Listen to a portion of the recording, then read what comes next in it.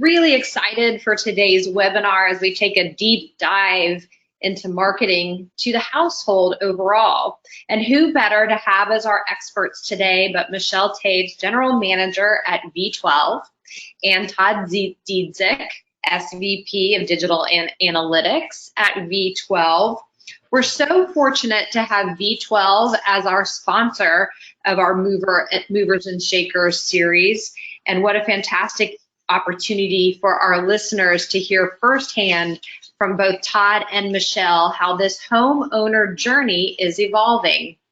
We talked during our last webcast about signals and intent with Rich Smith from PenFed Mortgage. And Michelle, really interesting progression Porch and V12 are making in this homeowner journey audience. You know, we talk a lot about V12 owning the move journey, but it's really a longer journey from early access to high intent home buyers through the move and past the move into that homeowner journey, which we all know causes a lot of different e-commerce changes with regard to purchase intent, and media decisions for those companies, retention issues.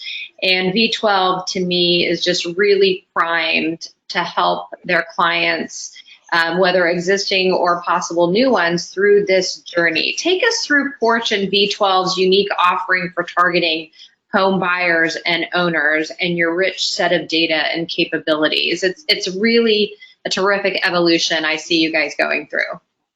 For sure, happy to do so.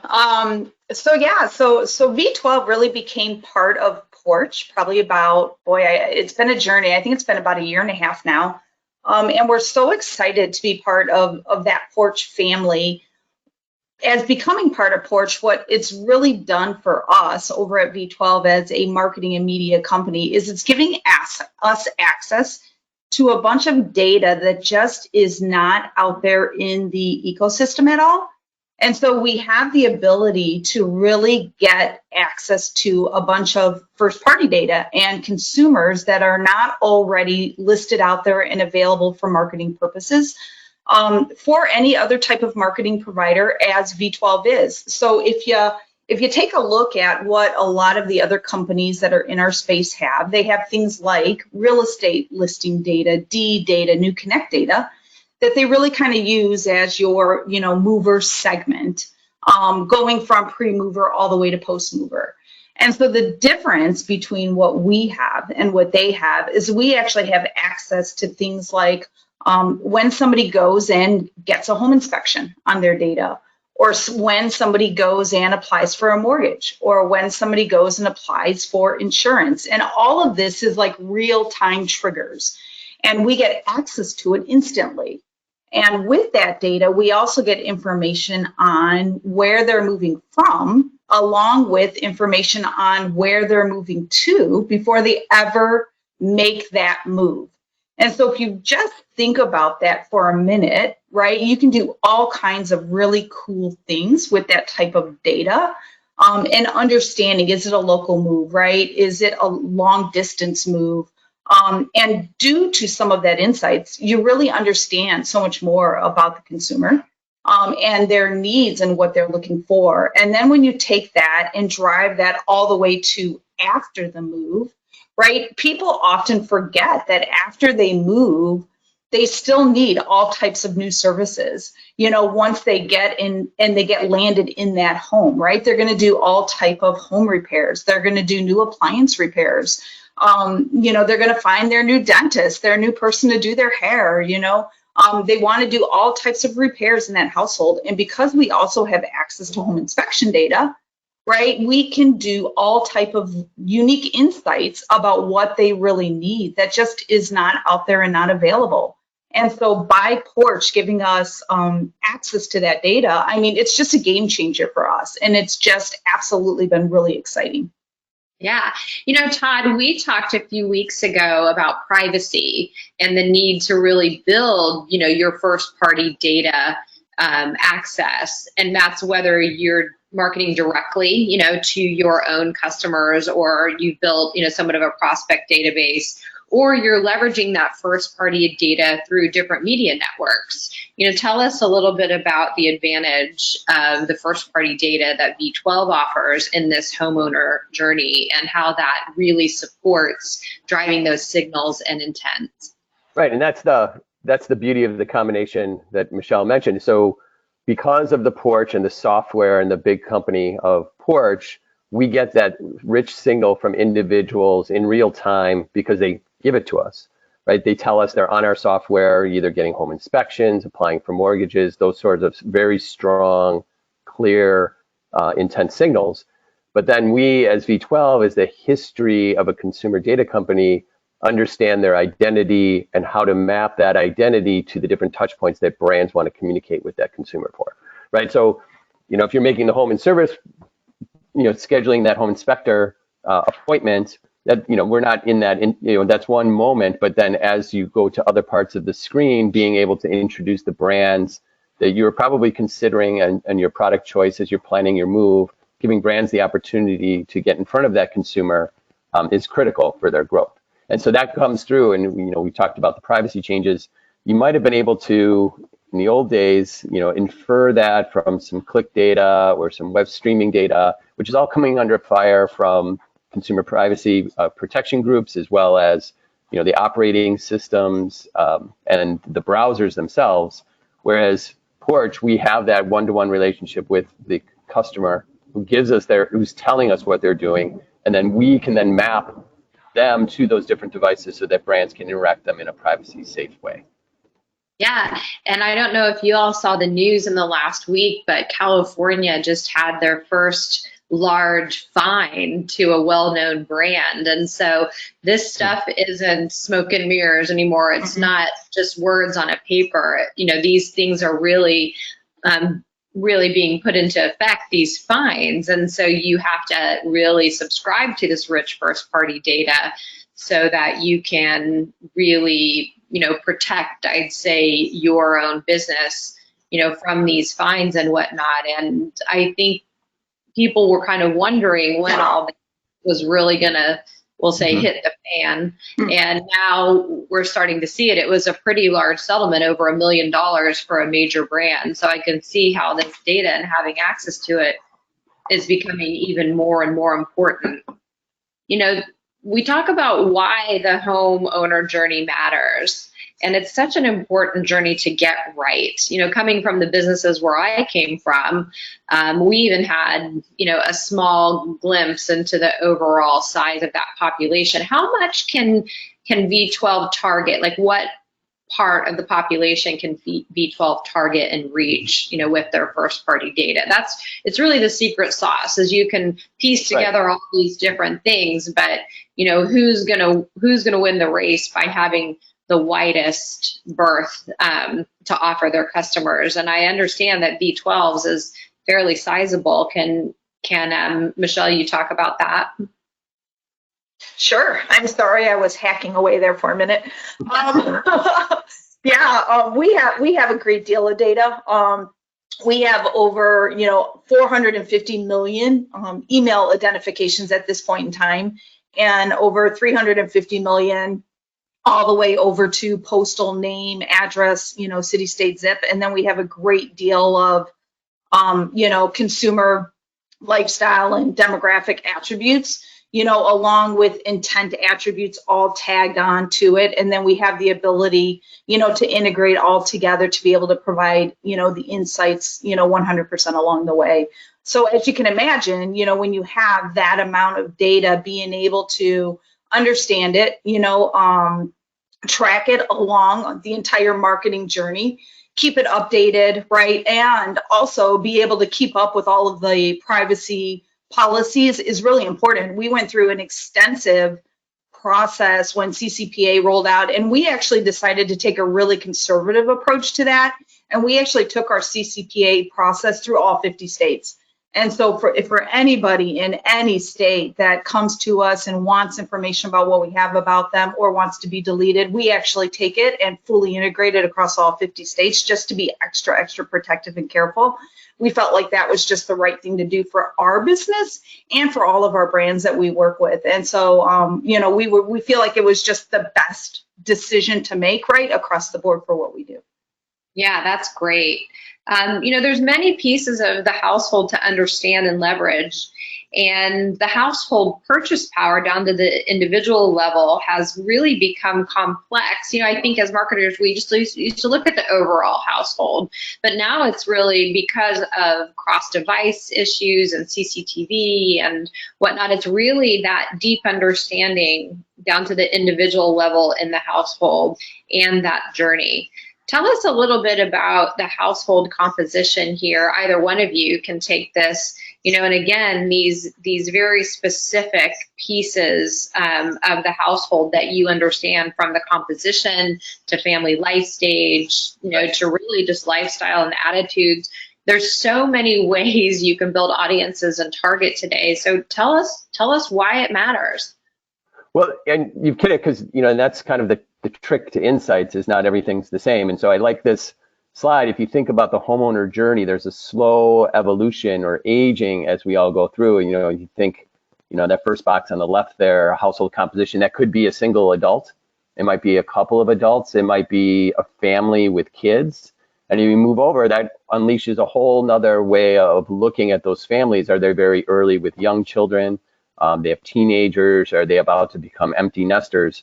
And then the sorts of products that brands want to talk to those consumers about vary across those stages. And some brands might not be interested in the toddlers or might not be interested in the empty nesters, but other brands will. And so it's not just the move, and it's not just becoming a homeowner. It's at what stage in life are you at as a homeowner, and then layered on top of that, sort of your economic choices that you have, right? Are you, do you have a lot of disposable income? Do you prefer higher price points? Are you trying to make ends meet, where you're living on a budget? And all of those, and that kind of goes to the context of, do I need to communicate with them special promotions? Do I need to be more aspirational about encouraging them to become a part of our brand? And that changes great, that all of those sorts of insights matter greatly in terms of how that campaign will perform, right? And will the investment that the brand makes in that marketing campaign, will they get a strong return on it, or will they get a modest return on it? And so it is the collection of all of those data points that we have on the entire household, not specific to the homeowner, that matter the most. Yeah, and Michelle, tell us about really the expansion from the homeowner to other types of home living. I know, you guys also, or V12 also, has a rich set of data for renters, which actually tend to move more than homeowners. So tell us about that. Sure. Yeah, we can absolutely, be able to indicate if somebody is a homeowner versus a renter. And one of the reasons why that's really important is we actually just finished a Harris poll, which will be coming out shortly. And, renters just move a lot more. It doesn't take, a rocket scientist to figure that out, right? I remember in my younger years, I think I was moving almost every year until I actually bought my first home, right? And when renters are moving a lot more often, right, they are using a lot of those services over and over and over again and changing, right, who they're doing business with. And so for us, it's really important to be able to understand those renters. They tend to be younger, right, and they tend to use those renter services and, change, where they're going to be living and change their geography. So we absolutely have the ability to be able to segment, right, between a renter and a homeowner. And then another really important segment that we get out of that is the first-time homebuyer segment, right, of being able to understand when somebody was a renter and when they're going to be moving into that first-time homebuyer segment. Because once they become that first-time homebuyer, right, it almost completely changes the demographic of who they are and what their future behavior is going to be, because they're no longer going to be that yearly mover, right? They're going to probably be changing into that every 5 to 7 year mover. And so what we really kind of specialize in is understanding the individual behavior. whether it is a moving behavior, whether it is a homeowner behavior, whether it is a shopping behavior, a buying a new car behavior, whatever that type of behavior or transaction might be, that's really what we specialize in and what we take pride in understanding. Yeah, I love that. I'm really glad we got that clarification. I know there's been some confusion about really I'd say the reach of the data through the different move and home journey segments. And just because somebody's renting doesn't mean they don't have a home, and so we know you guys are experts in both areas. We mentioned understanding household individuals. How does your data work? Larissa, you can go on to the next slide. How does that work for V12, and why are you different from some of the other data providers and marketing service organizations? Tell us. I'll take that one. I'll take that one, and then Todd, if you want to tag up on it.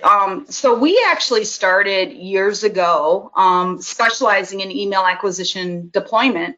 And why that statement is really important is because when you specialize in email deployment, understanding the individual is really important, because you want to be able to send email campaigns to an individual, not necessarily a household. And so because of that, we actually build a lot of actually all of our products at an individual level versus a household level. And so we are the opposite of a lot of the really big data compilers that are out there in the industry, because they start at a household level and then they backfill in individual level information, where we start at an individual level and then we combine together the individuals via household information. So we have individual keys along with household keys and address keys, because we also own a data fuse product that has been in market for a number of years, and we have an entire keying system. And so we use all of that to basically tie all of our individuals together at a household and an address level. The reason why that's really important is because individuals within a household are all different, right? And households are all different. And so to think that just because households are all in a common living situation, that they all look alike is false, right? And I think that is a common methodology that a lot of other data providers have that we just find is just not the case, right? I mean, you could take my household, for example, to my neighbors. I'm a household of 9 people. My neighbor is a household of 2 people. If we were to assume that because we live next to each other, we are the same, you would be wrong. And you would be marketing me for completely wrong products compared to marketing them. And so understanding that individual compilation is just so important, and being able to talk to the individuals within that household, how they want to be talked to is also really important, because nowadays we are definitely seeing more families living together. You're seeing more of the multi-generational families, older children staying with their families longer, and those older children are making buying decisions. And so you want to be able to reach them, and they're also influencing, other people in the household to make buying decisions. So you want to be able to reach everybody, not just the head of household anymore, which is something that a lot of people used to try and do, thinking, hey, if I contacted the head of household, that's good enough. We believe that's not good enough. Right, and that's a great point, Michelle, because some channels, if you think, well, I'll just imagine that the person in the upper left box is looking at their cell phone, because they say over 18, which is code for younger, right? So probably walking in their cell phone. If they're reading your email, that's a one-to-one, personal communication where that message, that brand will get specifically to that person. But if you look downstairs where the television is, right, a message there might reach everybody in the household. And then the age is also interesting. Michelle hit it. The dynamics are changing. It's harder to guess. But you do want to also reinforce across all the screens in the household, because there's going to be dialogue about that purchase decision, depending on, how expensive it is. Furniture, cars are different than, sort of clothing and that sort of thing.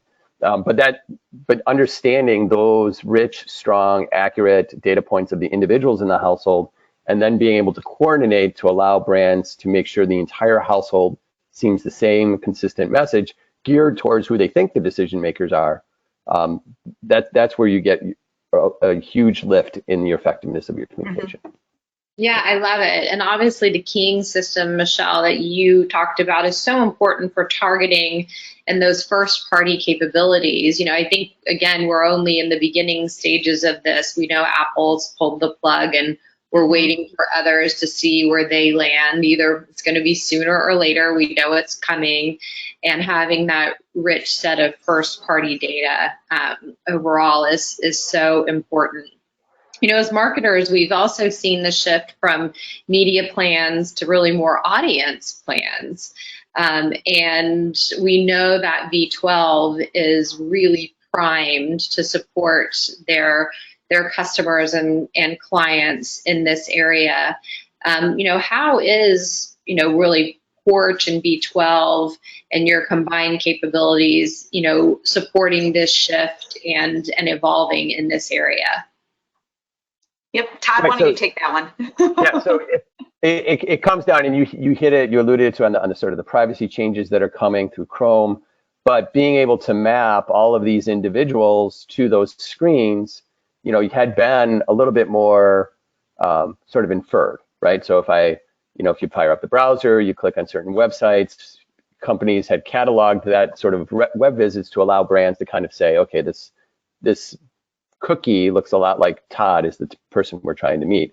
And as that becomes under fire and not enabled any longer, what is stepping up to replace it is if I am, as a consumer, logged into a web property or connected TV, or I'm, you know, streaming something on a tablet, that sort of rich communication, that one-to-one, or that strong consumer identity can then be linked to that descriptive data that you're looking for. And here's some good, you know, examples of sort of the signals that we keep of home improvement, mortgages, furniture. All of these accounts are at the household level, but more than one individual we monitor, they come from more than one individual, adult individual in those households that kind of signal it. But if you go to the next slide, Larissa, I can connect to the really interesting point is knowing, and the move really kind of hits it home. So it's not only do we track those insights to the identity, the hard identity elements of that consumer, name and address, email address, but then we can shift it from the old address to the new address. We can map it between those, through that move. And so then as a brand, if you want to get your promotion in front of those consumers across all of the screen devices, whether that's connected TV, email, social, or display programmatic, by knowing the identity of the consumer, we'll be able to continue to map that to those properties, right? If you think of like social, they've always been very good. You have to log into that app in order to see your newsfeed, kind of a thing, right? So you'd be able to connect the name and address to that social platform will remain because there's strong consent both for the consumer, both to the app as well as to the data provider, which is Porch. And so we're going to be able to bridge that gap because we have, by the nature of Porch and the software that we hold, we have that one-to-one relationship with the consumer, and then we're trusted to use that data ethically, right? So we don't share it with other people, but we allow brands to take it to identify those consumers and make the promotions in the right moments for them. Yeah, I have to tell you that move from and to data is the secret sauce. And I don't know too many providers who have that, Michelle. And really, being in marketing for, 30 plus years, acquisition marketing is the sexy part. It's the driving the new, it's where a lot of the money is spent, but it's that retention side, that's really more efficient and effective for companies. And understanding that from and to address is so important from a retention standpoint. It's I hope our listeners know today how important having that single piece of data, let alone the breadth that you all have of the first party data, how important that is. Michelle or Todd, tell us a little bit about the Porch Media Network, and about your reach across, omni-channel vehicles. Todd, you mentioned, having the power to do that. I'm seeing now on here, a lot across devices, computers, phones, even, direct mail is still incredibly effective, especially in insurance and banking and verticals like that. But I'm seeing a new vertical on here, TV. Tell us about the Porch Media Network, and how you'll be powering, leveraging your data power through these devices in the new Porch Media Network. I'll take the beginning of it, and then I'm going to let Todd tag up and provide the details. We're super excited about it. I'm sure, and everybody is following the market right now, where media networks were big, like 10 years ago, and now they're definitely coming back. I mean, they're coming back because of everything that's going on in the industry, right? And if you have the access to first-party data and unique data assets, right, a media network is just really a winning strategy. And we feel, we believe, we really have something here that can really provide huge benefit to brands because of the unique data assets we have. We have a huge stranglehold in our ability to manage audiences, right? We've been doing that for a number of years. And we're really excited about the lift that Porch and the insights that the Porch data provides to our existing audiences that we've had for a number of years, of all the other data that we have on our consumers buying. With our new approach, we're also really excited about, because we have data at an individual level, right, of being able to add things like CTV is just a natural fit for us, right? Because CTV is all about being able to target at an individual basis, and then follow that up with like video display, paid social, really being able to get in front of a customer when they want the message is what we're trying to do. We talk about what is our mission here, right? And our mission is to truly help consumers talk to brands that they want to talk to, for services that they're interested in buying. Like our mission is not to mass target anybody, right? Our mission is to truly help that consumer to meet a brand for a need that they're looking to meet. And we feel that with our audiences and all the insights we have, we are the perfect company to really help them do that because of all the solutions that we have built in place. And the Porch Media Network is just a really compliant, full service solution to be able to help brands to do that and to be able to help consumers get that message in a really safe and friendly way. So as you can tell, we're like super excited about it, right? We're at the beginning stages. We're rolling it out in a managed service capacity because we really believe that that is the best way to do it for brands. And so, that's kind of where we're at. Todd, you can tag in with all of the details that I missed, but as you can tell, we're really passionate about it.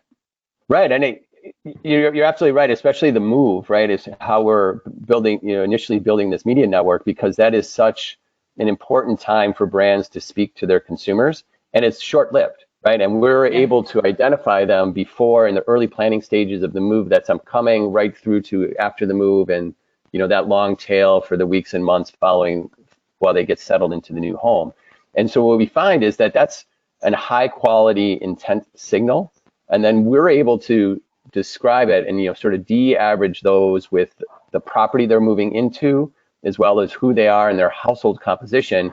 It allows brands to understand that, hey, this household that's moving from 42 Carden Drive to 104 Oak Street, they're really important customers to me, and they need all of my services. So I need the frequency to be much higher on this mover than some other consumer. And the media network enables them to kind of control that spend in terms of frequency across multiple platforms, so that it's right-sized, so that the consumers that matter most to them is where most of their investment level is, and the consumers that are not as important, they get the right kind of communication for them. And so I think that's essentially how it works, is instead of looking as a mover as identified by a single channel, look at the mover and then communicate with all the channels and all of the media that consumer is consuming as they plan and execute that move. Mm-hmm. Yeah, and I love how you positioned earlier, going from, mover and all of the I'll say buying changes that encourages out of a consumer into that homeowner journey, because we know that move to homeowner or move to new rent location really drives a lot of consumption, we'll say. Right. And so we see very clearly, I think, how you are leveraging all your first party data. And I love, Michelle, your explanation of how it was built up from email address and how valuable that is, to a marketer overall. And I just see retention improvement for all your clients, let alone acquisition. And it's just so exciting. I know I looked for resources such as this for many years, and so your customers now and in the future are so lucky to have this power that you offer them, and it really is a power. On the next slide, Todd, V12 has already driven some really powerful changes in the home retailer vertical. Take us through those results and tell us how that came to be. And I mean, wow, these numbers are astounding. We're looking at the right side here for this outcome. Right, and these are good goals because there's two different verticals, right? The first one on the left-hand side, a furniture retailer, and you imagine movers critically important, right? We all go through that from the one house to the next house. First there's, hey, this furniture is not going to fit in this new house, so I need to replace it all. And then you move into the new house, and some of the things you brought with you, you're like, oh, why did I bring that with? I need to update the look, and it's a new home, it's a new life, right? So furniture. This particular retailer chain, we've been working with them on mover marketing for a while, and you can see the numbers cumulative over the course of a year or two boost revenue by millions of dollars because we help them acquire thousands of new customers, over 6,000 orders, and it's all on an incremental basis, right? Because when you identify consumers in your market, furniture might not be as top of mind, and it costs a little bit more to make them understand or to get them from a research state to a buying state. But the move is such a strong signal for furniture that, whoever is moving, they are now evaluating all of their furniture, and they could easily be moved for new versus keep the old, right? And so being able to help them target those movers from the start of the planning of the move through the move, even post 3-6 months later, we still see big lift in conversion, just knowing where they are and how long they've been in that address. And so that's pure on an acquisition basis. Sorry, my earbud keeps falling out. The flip side, home retailer, this is another interesting one, different vertical, but that's more about maintaining the home on a do-it-yourself basis.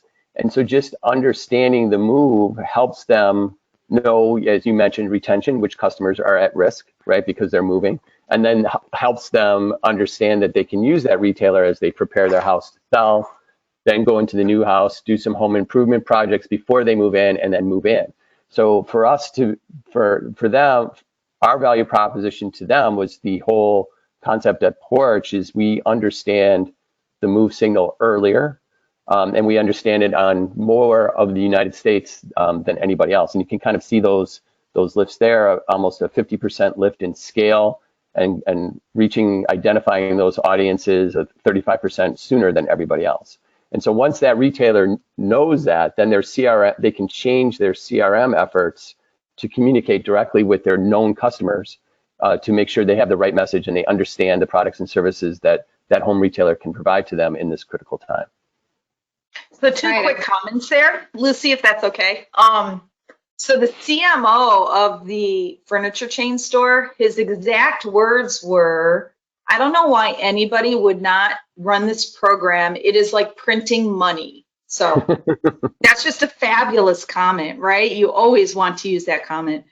On the second case study, one of the things that I think is like really important is a lot of times when people are evaluating the results of a mover program, they compare movers to other marketing programs that they're running, right? And so when you look at some of the results, they're comparing it to like another type of program they're running. In this case, they actually compared like our pre-mover data to other pre-mover data in the industry. And so when you look at these results, that even makes it more powerful, right? Because this was taking our pre-mover data compared to all the other competitor pre-mover in the in the industry, and this was the lift above all the competition. So that's even better, right? Than when you think about it, because it's not pre-mover above just consumer data, right? It's pre-mover above other pre-mover data. Because one of the big things to understand about our pre-mover data is that we are out there 14 to 17 days earlier than other types of pre-mover data that's out there in the industry. And when you're thinking of a pre-mover, 14 to, I mean, that's key. Like, that's huge, because that's 2 to 3 weeks, right? And you're a pre-mover for probably at most 6 to 9 weeks. So that's 1/3 of your time, right? And so that it's just key. Right. That's another good point you brought there, Michelle, and Lucy, you touched on it earlier. This is a good example of audience planning, particularly that home retailer, because they know move puts consumers into a different buying pattern than everybody else. And so you plan around the consumers rather than, hey, it's the first of the month and I'm going to send out all of these, freestanding inserts, or I'm going to, run an ad on a football game. That sort of media planning catches some people in an intent single, but you have to do it in a broad way. Whereas here's the people with this strong buying signal because it's a move. Now talk to them appropriately so that you can capture a bigger share of their spend, right? So it changes the way you plan, and it changes the way you evaluate the programs. And you're right, Michelle, it's both amazing that it's compared to other mover data, but it also changes the mindset of the retailer, right? Because they're looking at their consumer base as in who is going to be the most valuable consumer over the next 12 weeks. Oh, it's these people planning to move now. And then how do I plan my media spend so that most of my spend is going to the consumers that are going to be most valuable over the next 12 weeks, right? Which is different than how much am I going to spend on this social channel? How much am I going to spend on this TV commercial and that sort of thing? Yeah, well, those case studies especially speak to a lot of what we talked about, which is really just that predictability, effectiveness, and love the bake-off results on the right and just the overall business results on the left. I mean, what amazing results. Especially in the home retailer industry, when you look at, a large part of their business is B2B. It's their professionals and their contractors, but also, in capturing those B2C consumers in that move event or as they're home shifting, I'd like to say, again, how do you capture them early and keep them coming back during that whole homeowner journey? We all know when somebody has a good experience, especially think of those first-time home buyers, and how they set their behavior and their brand loyalties early as they're shifting in that wide swath of verticals that affects those first-time home buyers, and how important it is to get them early. And obviously on the right, your ability to prove your superiority and predictability, just a business customer couldn't ask for more. Again, I know I was in that space in 2 industries, and at the time, these types of results were definitely hard to come by. Any last words for our folks on the phone, Michelle or Todd, in terms of these ever-evolving capabilities you have and the rich set of data now that you're able to provide as a result of your access to Porch and all their rich data in that homeowner journey? Yep. No, I think that the only thing I would add is what we're seeing is, as we're having more and more conversations with our clients, is we're still having that conversation of, and I don't know if others have it, but we're having the conversation of scale, right? Like they're always looking for more. And I think the thing to understand when somebody is looking at an audience, a specific audience that's targeted around, whether it's shopping intent, whether it's in market for a car, whether it's mover, whatever that specific shopping audience might be, sometimes more, right, huge isn't what you want. Sometimes you really do want targeted, because targeted is how you get these kind of results. We too can provide more, and we can provide millions and millions, and many still go to the customary place and you buy your million of audiences and you just do your typical display campaign and you'll get your typical display results, right? Or you can create a strategy and create a really targeted, robust, unique audience and get these type of results. And it's more of a strategy, it's more of a journey, right? And it goes more down to sales attribution and takes a little bit more of a commitment. But what we're finding is that when we work with the brands that are willing to look and make that commitment, the results are just so much more superior. And in the long run, it's worth the journey. And so I think that's what I would add. And the only other thing I would add is, Todd, I noticed I am you. So I'm just on the name of my webinar. So I am the second Todd Diezik today. I didn't notice that because I sent you my link. Oh, that's interesting. Michelle, There's only one Todd Diezik. So. Thankfully, there's only one. Yeah. But it is funny, Michelle, because I was going to the same point from the opposite, the direction you landed on, which is those hard sales numbers.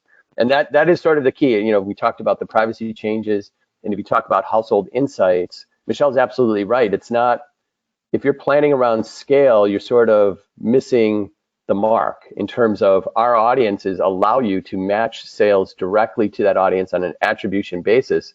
And so you can know exactly how much sales you got from that spend and is that right size. Versus, as Michelle's saying, if you're going on scale, part of that, what we see with people planning that way is, well, if I can assume it reached such a massive number that it has to be justified, right? You're kind of, what you're really saying is you're not really sure, what the outcome of that marketing campaign was. Whereas this approach gets you the ability to know exactly what those outcomes were. And then when you do your optimizations, the improvements are even bigger. So that's how I wanted to leave it. And we all know that really seeing those attributions and getting those optimizations sharpened just improve your ROI or the ROAS on your spend. So we know that is, a marketer's dream, as we like to say. Well, we have had such a great day. Thank you, Todd and Michelle, for walking us through this terrific topic. And with that, we'll throw it to questions. Yeah, a great conversation. And I was going to say Todd and Lucy, but we appreciate it. So if you have not had a chance to get your questions in, please do so. We'll be happy to take those for the next few minutes. And the first question that we did get is, what kind of in-market insights do you have for automotive companies? Oh boy. Okay. Do you want to take that one, Todd? Go ahead. Yeah, I can start. Right. So we do have, as part of V12, before Porch, and we still maintain these databases, we do have our auto ID database, which allows us to know the mix of vehicles in the household. And that becomes really important because we also have our intent signal database, right? Which allows us to see, we sort of use mobile location devices to understand who is shopping for a car. And we kind of treat that as a panel to say, okay, these are consumers that we know because they've shared their GPS coordinates with their ad networks who likely bought a car. And then we're able to then take that seed audience and figure out and identify through predictive algorithms who we think are all of the consumers that are in market today based on who we think bought cars in the recent past, right? And so that sort of in market for a car, in market for a luxury car, in market for a used car, all of those audiences are still readily available through V12. Did I cover that right, Michelle?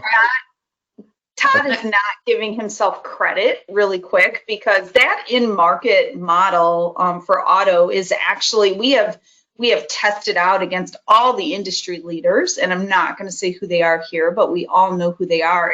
And Todd's team's model actually beat all of them on response level and attribution level. So I just got to point that out, Todd. You are awfully humble. Yeah. But the model works really well. And I think the reason why it works so well is because it's based off of actual transaction data and actual ownership data and actual behavior data. And it's also refreshed off of that data, like on a monthly basis, and then it trends up on a 90-day basis. So we're able to actually predict who's going to buy an automobile in the next 90 days. And it's beat out everyone. So you should just say that. And you're right. It is the it's not. In my younger days, I would love to say I built the perfect algorithm. But in reality, it's the better data, right, Michelle? So that's yours, because I know you built that data system, but it allows us to pulse the market rapidly, whereas some of the competitors are more long-term, once every other year kind of a cycle before they can refresh and change their algorithms, and we can change it much faster. And in today's economy, that's really important because things change very quickly. And I'm always so surprised by, especially I know you guys did some work with Harris Poll, and how many consumers change their car during, their home shift process, whether it's a renter or a homeowner. That statistic always really surprises me. You'd think that would be the last thing on somebody's mind, but no, it's actually quite a common event. And it sounds like you have some really incredible prediction chops there for that event in particular. Any other questions, Larissa? Yeah, this one is, you mentioned connected TV. Can you share a bit more about how this works or why this is better? Do you want me to take that one, Michelle? So I'll start it, and then you could finish it. So we are really excited about what we're going to be doing with connected TV. The reason why it's better is because with linear, you can't do as much attribution. You also cannot target the same way that you can target with connected TV. And you can't do omni-channel quite the same way you could do with connected TV. So it's just, it's closer to one-to-one targeting for sure than compared to linear TV. And also with linear, if you think about what's coming up in the next year or two with the political season, spend for linear is going to get to be really expensive because you're going to be competing with all of the political ads and everything that's going up. So if you're not thinking about moving to connected TV, at least testing and moving some of those budgets out, you're going to be missing the boat for sure. And also, if you watch the news, as Disney and soon to be Netflix, as they start to do ads on their platforms, you're going to reach a huge amount of eyeballs that you're not reaching today. Yeah, I would add to that political time frame, big sports events and Olympics as well can be really expensive to have to advertise during those times, and connected TV can just really be a much more efficient method to reach your consumers, where they're watching content versus a wider audience swath that traditionally exists with linear. Mm-hmm. Right, and to Michelle's point, it's been a change, right? And the pandemic probably sped it up, but binge watching was a new term just a couple of years ago, and now everybody does it, right? If you talk to your friends, I know one platform started releasing an episode every week, and my household was furious. It's like, why can't I just watch the whole season right now? And so connected TV is a way to kind of find those consumers, whereas a lot of brands, if you think of the local jingle companies that do, whether it's HVAC or roofing or carpet, I think we all can think back into our past and even hum some of their old jingles because, TV is the only thing, there's only a few stations you could watch from 10 to midnight. Well, now people aren't watching those stations. And so connected TV is a way to find those consumers with the benefit that I can target it to the people who we think are in market for my products. So it makes it much more efficient. Yeah, it's really that shift from channel to content. I mean, once you get outside of sports and news, there's just been this rapid, and COVID, accelerated it. It was on its way before COVID, but COVID really accelerated it with so many more people having to stay home, but really that rapid shift from channel to content. And so CCTV and your targeting ability really helps those advertisers be able to target by audience much more efficiently than I'll call it the old linear TV way. We have had an amazing discussion today. Thank you, Todd. Thank you, Michelle. And thank you, Larissa, for kicking us off and managing our questions. We look forward to placing this in our podcast slate very shortly. And we also look forward to our next episode of Movers and Shakers, sponsored by V12. Thanks, V12. Thanks, Lucy. Thank you. Uh-huh.